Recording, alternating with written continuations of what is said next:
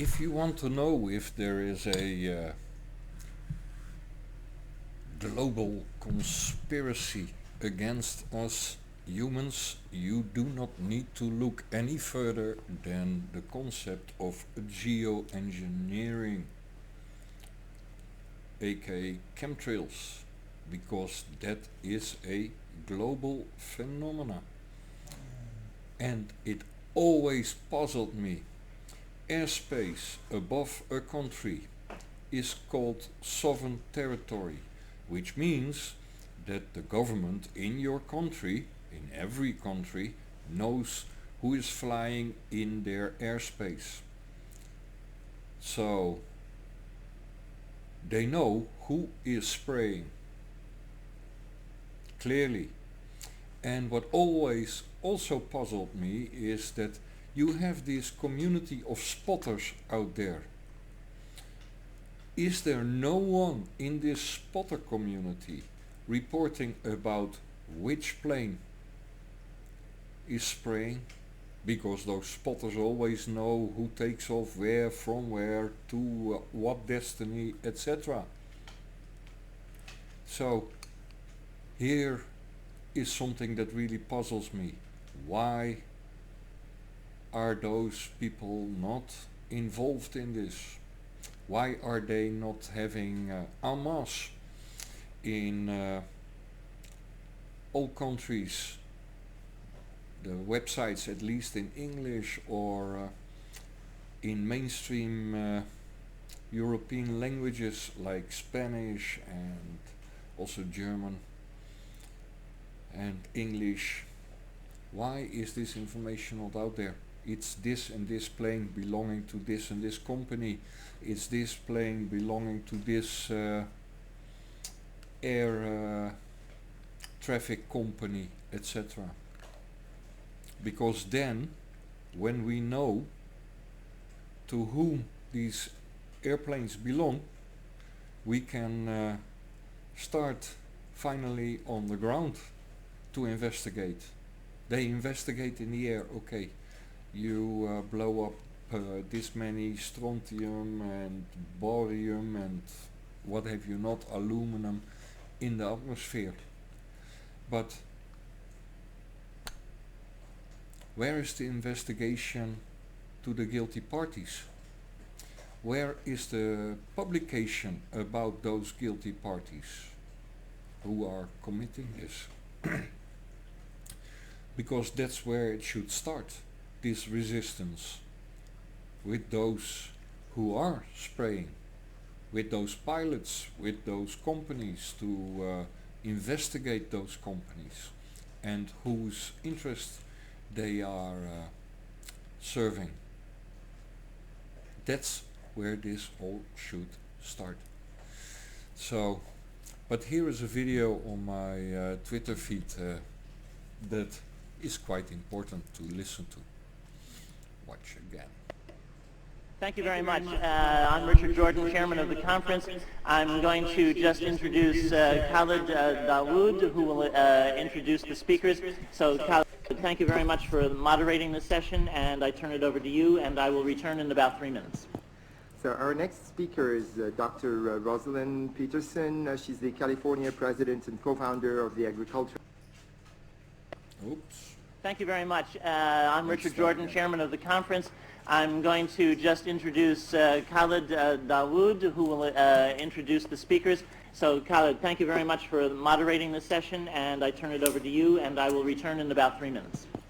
So our next speaker is Dr. Rosalind Peterson. She's the California president and co-founder of the Agriculture Defense Coalition, formed in 2006 to protect agriculture crop production from uncontrolled experimental weather modification programs. A very interesting topic, you know, for a non-specialized person like myself. But also very interesting in her CV that we have with you is also her extensive efforts to protect drinking water supplies from toxic chemical contamination in Martinez, California. That's a very interesting topic, of course, and I was actually wondering myself whether you can tackle whether the same experiments that you're holding in California could be extended to other world countries, particularly poor and developed countries like where we come from. Thank you. Thank you. Good afternoon, ladies and gentlemen, Mr. Chairman. It is a pleasure to be here to speak with all of you today. One of the things that I would like to say is that we are in a global drumbeat right at the moment talking about climate change and global warming. One of the things that is affected by climate change is agriculture. But some of what we are seeing is man-made, but man-made in a different way than you may guess. Weather modification programs, experimental ones done by private companies, done by the United States government, done by states across the United States are underway. There's more than 50 of them in operation across the United States. All of these impact agriculture because they change the microclimates needed for agriculture to survive. None of these programs that I know of today, and this is all public record, are available at any time with oversight, agricultural oversight or public oversight. These programs impact agriculture, and there are programs around the world, international corporations are modifying our weather. Yes, they affect food. Bill Gates, I bet your ass, is involved in this as well. 100%. He is what? The biggest agricultural land owner of America, and who knows, maybe even of the world.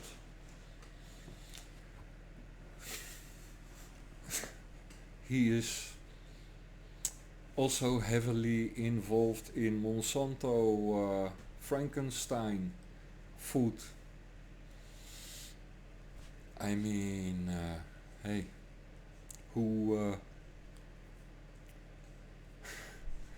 needs more clues to see where this is leading, right? If your food production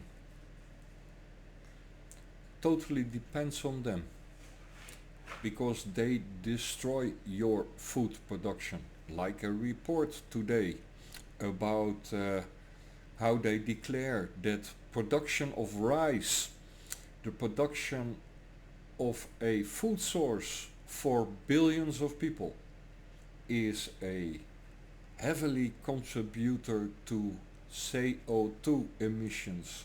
You can see where this is heading, right? So we're gonna ban that kind of grain, and we're gonna take Monsanto grain and rice and etc. and broccoli and etc. Why? Because they made it less CO2 polluting. You can see where this is getting to, right? Not just taxes, yeah? To raise taxes on CO2 emissions and on your life, on your normal daily life, by just breathing, by being alive. It will be a privilege in the future, being alive. If you continue these madmen to run the show. But like I said at the beginning, if you want to know if there is a global conspiracy against you, you do not need to know. You do not need to look further than this, than geoengineering. And by the way, very interesting how that connects with flat Earth as well. So yes, there is a global conspiracy against your livelihood in your normal human needs.